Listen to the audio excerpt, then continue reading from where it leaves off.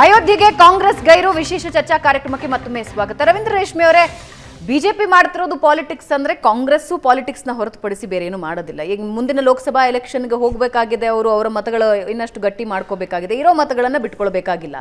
ಇವಾಗ ಕಾಂಗ್ರೆಸ್ ಬರೀ ಜಾತ್ಯತೀತವಾಗಿ ಯೋಚನೆ ಮಾಡ್ತಿದೆ ಅಂತ ಯಾರಾದ್ರೂ ವಾದಕ್ಕೆ ಕೇಳಿದ್ರೆ ಅದು ಕಂಪ್ಲೀಟ್ಲಿ ರಾಂಗ್ ಅಂತ ಅನ್ಸುತ್ತೆ.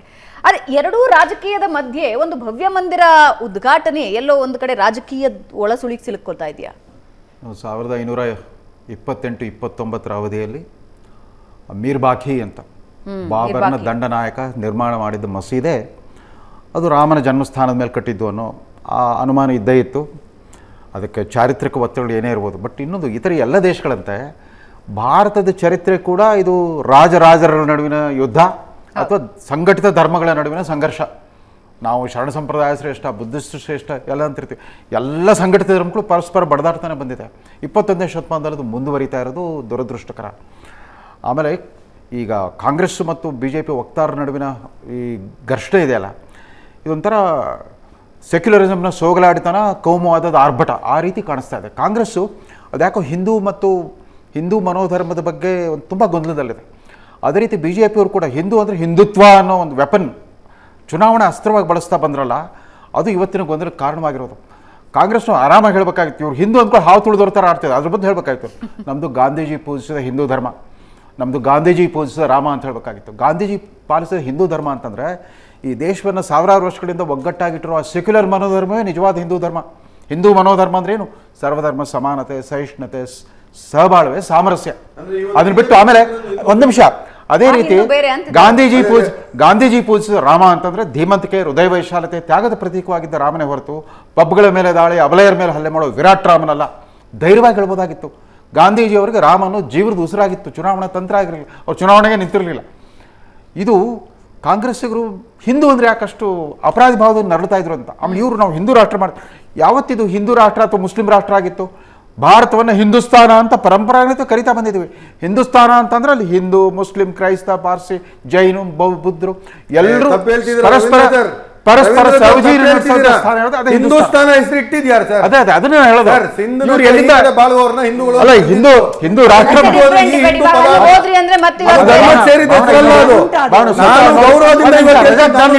ನಿಮ್ಮನ್ನ ಅನುಮೋದಿಸ್ತಾ ಇದ್ದೀನಿ. ಅದು ಕರೆಕ್ಟ್.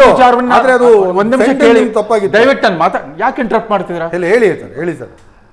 ನೋಡಿ, ಮೋದಿ ಅವರ ಮೊಟ್ಟ ಮೊದಲ ಸ್ವಾತಂತ್ರ್ಯೋತ್ಸವ ಭಾಷಣ ಯಾರಾದ್ರೂ ಗಮನವಿಟ್ಟು ಕೇಳಿದ್ರ? 2014 ಆಗಸ್ಟ್ 15 ಅವ್ರು ಏನು ಹೇಳಿದ್ರು?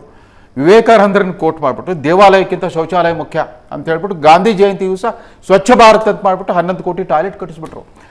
ಈ ರಾಮ ಮಂದಿರ ವಿಚಾರದ ಅವಸರ ಮಾಡಲೇ ಇಲ್ಲ. ಕೋರ್ಟ್ ಜಜ್ಮೆಂಟ್ ಬರಲಿ ಅಂತ ಕಾದ್ರು. ಅದು 6.5 ವರ್ಷಗಳ ನಂತರ ಬಂತು.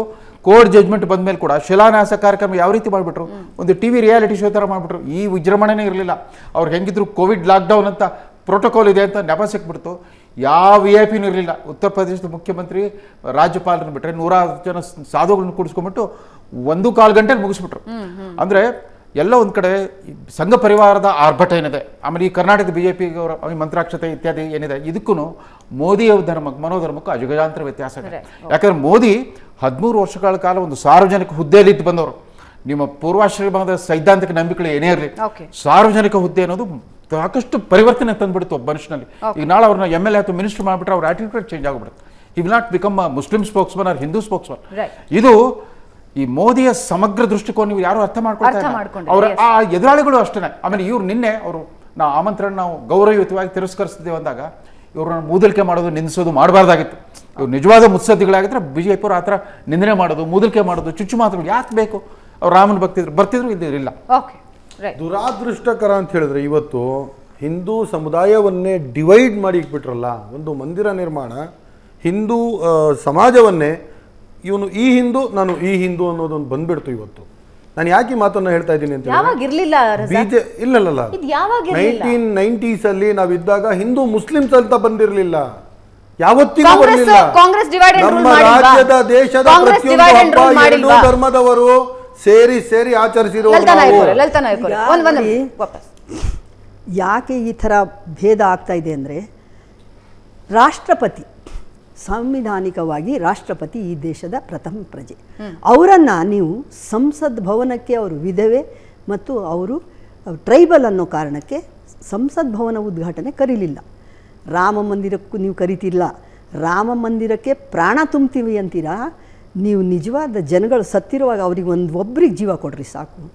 ಇಂಥ ಮೂಢನಂಬಿಕೆಗಳಿಗೆ ಈ ದೇಶ ಚರ್ಚೆ ಮಾಡಬೇಕಾ? ಇಷ್ಟು ಸಮಯ ಹಾಳು ಮಾಡಬೇಕಾ? ಇಷ್ಟು ಸಮಯ ಹಾಳು ಮಾಡಬೇಕಾ? ಆ ಕಾರಣ ಅಂತ ಯಾರು ಹೇಳಿದ್ರು? ಇಡೀ ಜನತೆ ಸುಳ್ಳು ನೋಡಿ,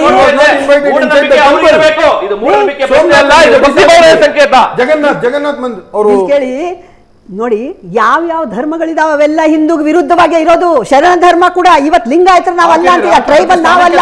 ಯಾರು ದೇಶ ದೇಶ ಯಾರಿಗೆ ಹೇಳ್ತಾ ಇದ್ದೀರಿ ನೀವು ದೇಶ ಅಂತ? ಇಡೀ ದೇಶದ ಜನ ರಾಮ ಭಕ್ತರು ಅಂತ ಹೇಳ್ತಾ ಇದ್ದೀರಾ, ಶುದ್ಧ ತಪ್ಪದು.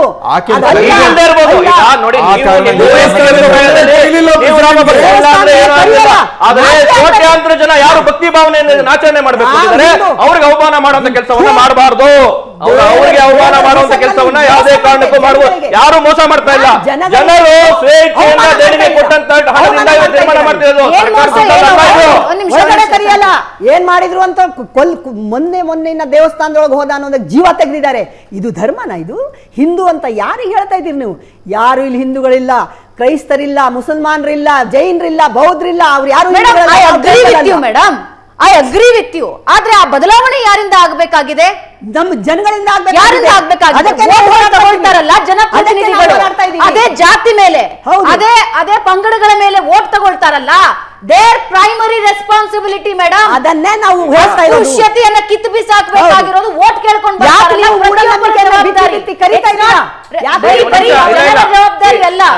75 ವರ್ಷ ಆಗಿದೆ ಸ್ವಾತಂತ್ರ್ಯ ಬಂದು, ಇವತ್ತಿಗೂ ಒಂದ್ ದೇವಸ್ಥಾನದ ಆಚೆ ನಿಂತು ಆರತಿ ಕೊಡ್ತಾರೆ. ಚಪ್ಪಲಿ ಹೊರಗಡೆ ಬಿಟ್ಟ ಹಾಗೆ ಜನಗಳನ್ನ ಬಿಡ್ತಾರೆ. ಬಿಜೆಪಿದು ಪೇಟೆಂಟ್ ಅಲ್ಲ, ಇದು ಕಾಂಗ್ರೆಸ್ ಪೇಟೆಂಟ್ ಅಲ್ಲ. ವೋಟ್ ತಗೋತಾನಲ್ಲ ಜನಪ್ರತಿನಿಧಿ, ಅವನು ಪ್ರತಿಯೊಬ್ಬನ ಪೇಟೆಂಟ್ ಅದು. ಅದನ್ನ ಇನ್ಕ್ಲೂಡಿಂಗ್ ಯು. ನೀವು ಕೂಡ ಸಚಿವರಾಗಿ ಕೆಲಸ ಮಾಡಿದ್ರಿ. ಅದನ್ನೇ ನಾವು ಮಾಡ್ತಾ ಬರ್ತಾ ಇದೀವಿ. ಅದಕ್ಕೆ ನಾವು ಇವತ್ತು ಈ ಹಂತದಲ್ಲಿ ಸೆಕ್ಯುಲರಿಸಂನ ಬೇರೆಗಳು ಎಷ್ಟು ಭದ್ರವಾಗಿದೆ ಅರ್ಥ ಮಾಡ್ಕೊಳ್ಳಿ ಇವರು. ನೋಡಿ, ಯಾವ ಪಕ್ಷ 3000 ಜನ ಸಿಖ್ಖರ ಹತ್ಯಾಕಾಂಡಕ್ಕೆ ಮೂಕ ಸಾಕ್ಷಿ ಆಗಿತ್ತೋ ಅವ್ರ ಮುಂದೆ ಮನಮೋಹನ್ ಸಿಂಗ್ ತರದವ್ರನ್ನ ಒಬ್ಬ ಶ್ರೇಷ್ಠ ಅರ್ಥಶಾಸ್ತ್ರ ಪ್ರಧಾನಮಂತ್ರಿ ಮಾಡಿ ಪ್ರಾಯಶ್ಚಿತ್ತ ಮಾಡ್ಕೊಂಡ್ರು. ಯಾರು ಬಾಬರಿ ಮಸೀದಿಯನ್ನು ಬೀಳಿಸ್ಬಿಟ್ಟು ನಾವು ಸೆಕ್ಯುಲರಿಸಂನ ಧ್ವಂಸ ಮಾಡ್ಬಿಟ್ವಿ ಅನ್ಕೊಂಡಿದ್ರು, ಅವರು ಅಬ್ದುಲ್ ಕಲಾಂ ಅಂತ ಒಬ್ಬ ಶ್ರೇಷ್ಠ ತಂತ್ರಜ್ಞಾನಿಯನ್ನು ರಾಷ್ಟ್ರಪತಿ ಸ್ಥಾನಕ್ಕೆ ತಂದ್ಬಿಟ್ಟು ಅನುದ್ದೇಶಿತವಾಗಿ ಪ್ರಾಯಶ್ಚಿತ್ತ ಮಾಡ್ಕೊಂಡ್ರು.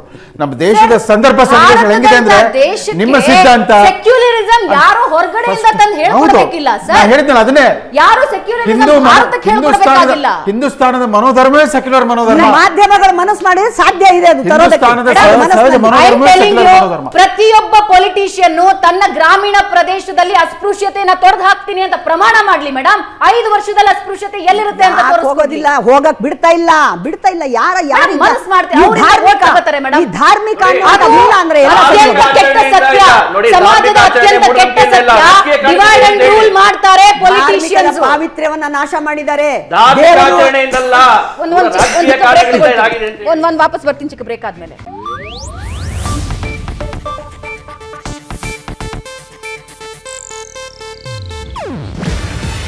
ಇದು ಏಷ್ಯಾನೆಟ್ ನ್ಯೂಸ್ ನೆಟ್ವರ್ಕ್ ಪ್ರಸ್ತುತಿ. ನೀವು ನೋಡ್ತಿದ್ದೀರಾ ಏಷ್ಯಾನೆಟ್ ಸುವರ್ಣ ನ್ಯೂಸ್.